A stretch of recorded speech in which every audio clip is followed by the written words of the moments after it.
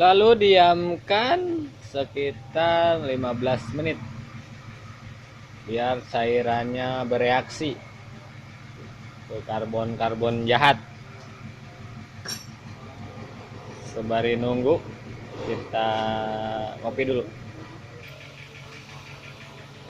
Setelah selama kurang lebih 15 menit, kita mulai pemprosesan vakum.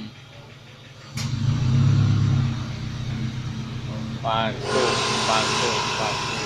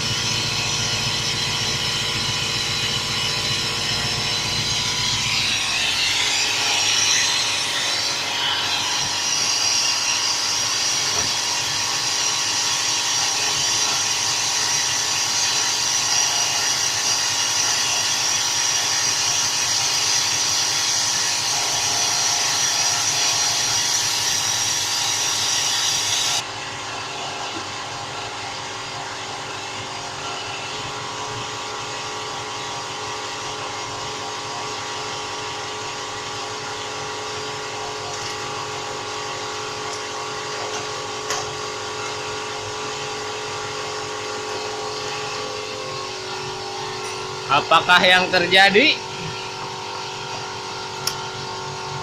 Sekarang inilah karbon-karbon kotoran yang ada di ruang mesin. Setelah kita sedot,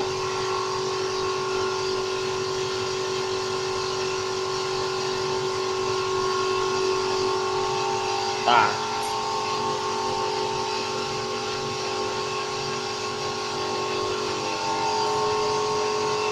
ya kayak kopi hitam.